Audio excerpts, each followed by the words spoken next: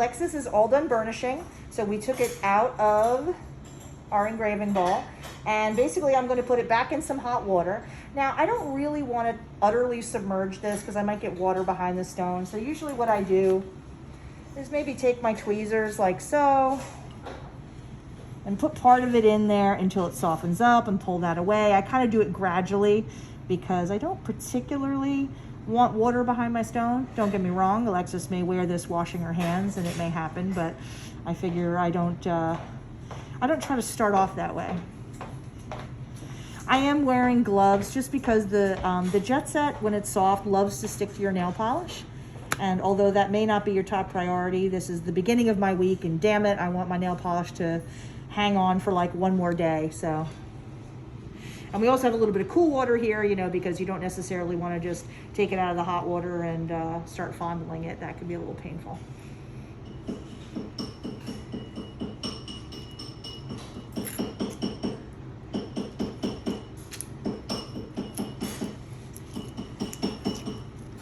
Well, there's some, oh boy, good, that's gonna work well. So much for my brilliant plan.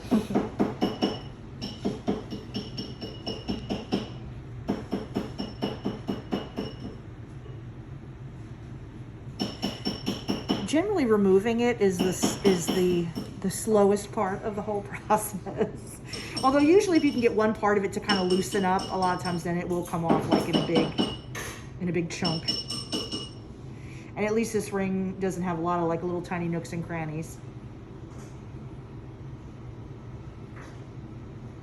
We were talking before about, this is the Jett Sett Basic, which does not have the ceramic in it. I have never found a use for this where I thought, I wish it were harder. It's not hard enough. So I just use the regular like basic stuff. They make it with like, I don't know, Kevlar and ceramic stuff to make it even harder, but I've never found a situation where this didn't do everything I wanted, so there you have it.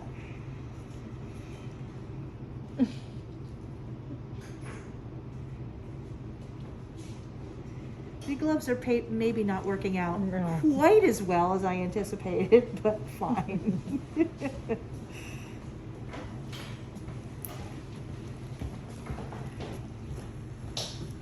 See what I mean? A lot of times once you get a big piece of it, you can kind of, yeah, so I'm going to be glued to this forever. So I'm super glad we did this video so you could all see. This is what happens when you try to outsmart yourself. You know, you're like, I'm so smart. I'm going to use gloves. So.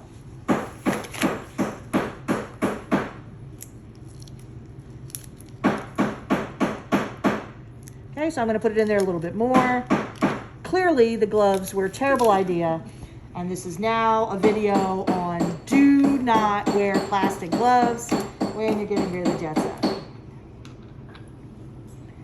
Well, I always tell my students the only way I know how to tell you all these things is because I've tried it all and fucked it up. Goodbye, nail polish.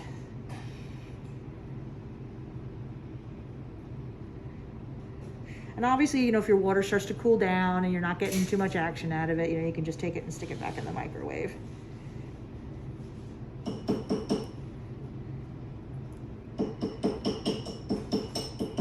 And one thing, and there it goes to my nail polish, one thing that actually Mike told me, which I had not thought to do, is that when you get it out of there, take it and press it into a thin shape, because that way the next time you use it, it'll heat up faster. I thought that was rather clever because I always put mine in a giant clump like a big dummy. So.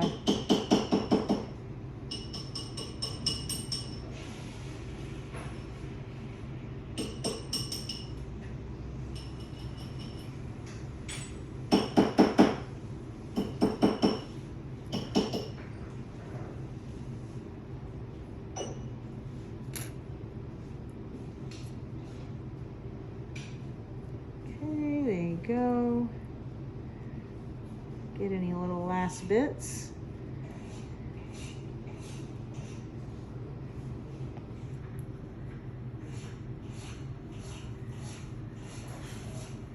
And her beautiful ring emerges from the cocoon.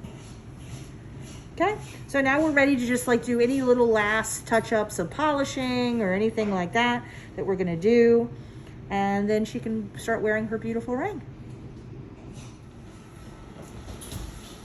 So I'm just trying to get the right angle to show you how ridiculously fantastic this ring came out. Look at those beautiful corners. She got a lovely shine on it. And then she left the rest a little more of like a matte finish, which I think is nice to have a little contrast with the edge here.